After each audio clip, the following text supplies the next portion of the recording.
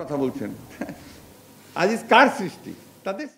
General Aziz এবং বেনজির আহমেদ কাদের সৃষ্টি প্রশ্ন রেখে বিএনপি মহাসচিব মির্জা ফখরুল ইসলাম আলমগীর বলেছেন, এই সরকারের চতুর্দিকে শুধু দুর্নীতি আর দুর্নীতি। আমি বলবো, আপনারা অনেক ঘোরাঘুরি করেছেন, আপনাদের এখন যাওয়ার সময় হয়েছে, আর ঘোরাঘুরি করে লাভ নেই। মানুষ যেন মনে রাখে, নিজেদের দাফন কাফন যেন সুন্দর হয়, সে বিষয়ে চিন্তা ভাবনা করে সিদ্ধান্ত নেন। মঙ্গলবার দুপুরে ঢাকা রিপোর্টার্স ইউনিটিতে জাতীয়তাবাদী মুক্তিযোদ্ধা দলের উদ্যোগে সাবেক প্রেসিডেন্ট জিয়াউর রহমানের ভূমিকা ও তালাবিহীন ঝুড়ি থেকে সমৃদ্ধ বাংলাদেশ প্রতিষ্ঠায় তার অনন্য অবদান শীর্ষক এক আলোচনা সভায় এসব কথা বলেন তিনি বলেন, ওনার তো পদত্যাগ করা উচিত। চতুর্দিকে তাদের দুর্নীতির খবর বেরিয়ে আসছে।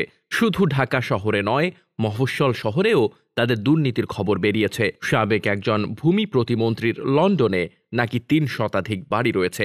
মির্জা ফখরুল বলেন, আমাদের লড়াই ও সংগ্রাম করে টিকে থাকতে হলে শহীদ জিয়াকে অনুসরণ করতে হবে, তার ১৯ দফাকে অনুধাবন করতে হবে। আমরা চলমান লড়াইয়ে পরাজিত হলে দেশ নিশ্চিহ্ন হয়ে যাবে। বাংলাদেশের সাবেক মার্কিন রাষ্ট্রদূত উইলিয়াম বি মাইলাম একটি বইয়ের মুখবন্ধে লিখেছেন, জিয়াউর রহমান যদি ১৯৮১ সালে নিহত না হয়ে ৭৫ সালে নিহত হতেন, তাহলে বাংলাদেশ একটি ব্যর্থ রাষ্ট্রে পরিণত হতো, হয়তো আফগানিস্তান, না হলে অন্য কোনো রাষ্ট্র। তিনি আরো বলেন, এখন এই সরকারের একটি লক্ষ্য, সেটি হলো লুট করা।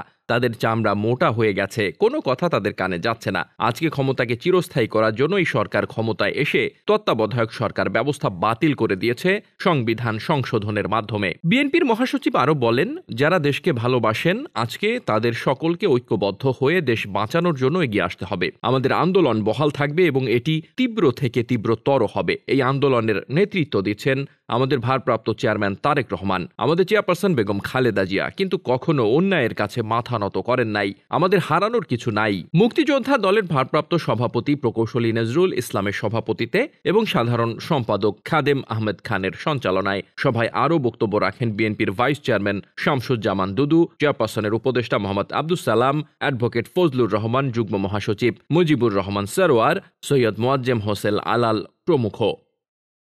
ডেস্ক রিপোর্ট, বার্তা বাজার।